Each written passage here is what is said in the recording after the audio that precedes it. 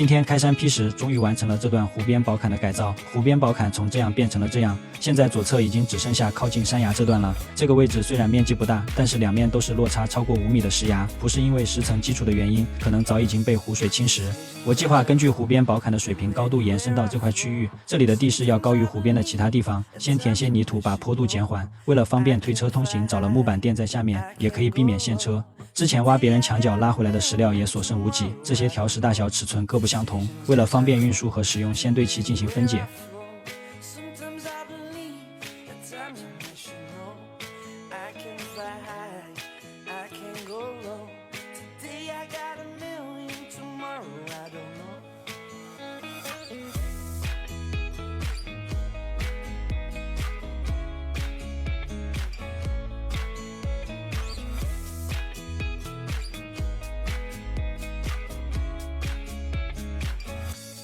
现在石头搬运的问题解决了，下一步就可以挖出宝坎的地基。这块区域的形状并不规则，还有一处接近90度的转角，只能因地制宜挖出地基的大致外轮廓。转角处我想砌成圆弧的形状，就用铁链做了个简易的弧形引导线。万事俱备，现在就可以搅拌混凝土，开始我们的宝坎砌筑了。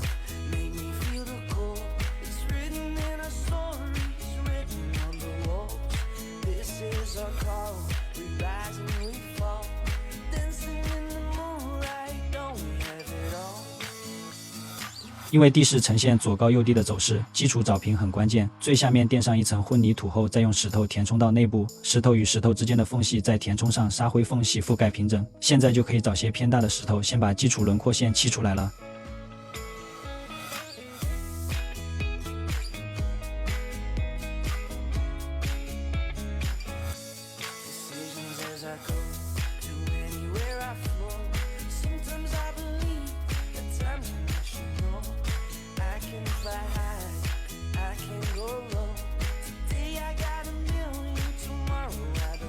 这段宝坎虽然不会被湖水淹没，但为了基础结构的稳定性，就地取材用山坡之前挖出来相对规整的石头作为地基。这些石料分解之后，质量虽然变小，但是每一块尺寸宽度都较大，作为基础埋在地下，增加了稳定性，也为宝坎提供了可靠的支撑。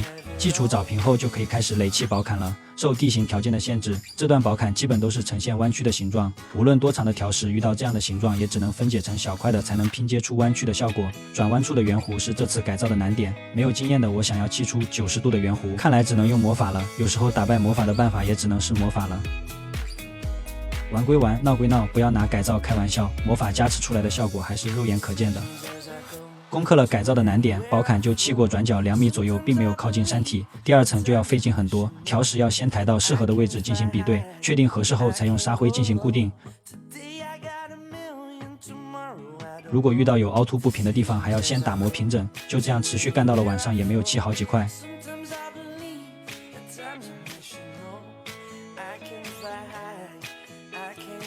宝坎之所以砌来不靠近山体，就是因为枯水期山崖下面有块天然的草地，家禽刚好可以在这里生活。